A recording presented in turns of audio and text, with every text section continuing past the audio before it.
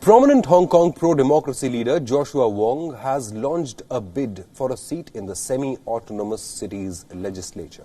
Wong has filed his nomination for the September 6th polls, which comes after China's implementation of the controversial national security law on Hong Kong. Experts say that the law aims to target protesters by accusing them of carrying out secessionist activities.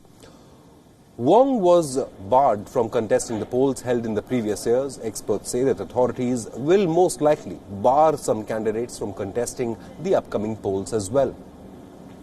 Now, Wong, on his part, has maintained that China will attempt to target activists and that he is one of the main targets of the new security law. Joining us on this broadcast for more details on this story is Richard Kimber. He's joining us from Hong Kong. Richard, welcome to WION. Now, Mr. Wong is one of a dozen controversial and confrontational leaders, opposition leaders, that have emerged and outshone the old democratic old guard in Hong Kong. He's received widespread support recently. Now, this is not his first attempt to get into the Hong Kong legislature, isn't it? He was earlier barred by the authorities from doing so. That's right, he was barred because of his advocating for Hong Kong's which at the time was deemed to be violating electoral law.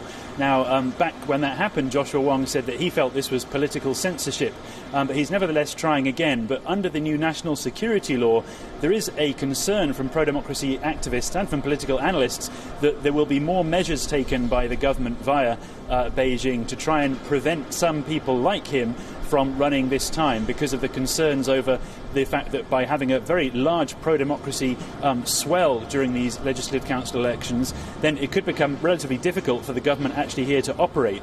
The big danger for the government is that if there is a huge upsurge in pro-democracy seats in the legislative council, it does give the pro-democracy parties suddenly a lot more power to try and block government policy, whatever that may be. And the biggest concern is that the government budget may be undermined, which would effectively undermine the entire government operations here. How likely that is will really depend largely on how much action the government takes against pro-democracy campaigners during the next 2 or 3 months leading up to these September elections, but also whether or not the public really will be in a position to try and vote some of these people in, based on some of the frustrations and the concerns that many of the pro-democracy supporters have here too.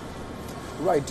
In the past 4 years, authorities have barred 18 Democrats from contesting these local elections in Hong Kong. So, it's over and over, time and again, the authorities have cracked down on these democratic leaders in Hong Kong. But Joshua Wong has been the face of the recent pro-democracy movement in Hong Kong, isn't it? He was only a teenager, in fact, when he became the face of the protests in Hong Kong.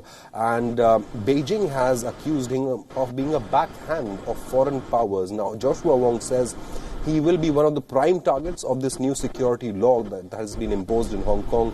Is that a real threat?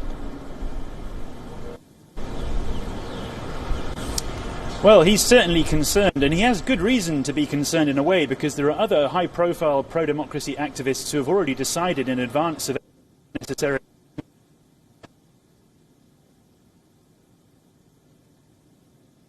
Right, we'll try and reconnect with Richard Kimber, who is getting us all the updates from Hong Kong. Joshua Wong, remember, he is the face of the pro-democracy movement in Hong Kong. He was one of the loudest and the most vocal activists who raised their voice against the new security law that has now been imposed by Beijing in Hong Kong. Joshua Wong has once again decided to fight the local elections in Hong Kong, and he was earlier barred by the Chinese authorities. However, he hopes that this time he may be able to succeed. Now, we will keep an eye out on all the developments coming out of Hong Kong.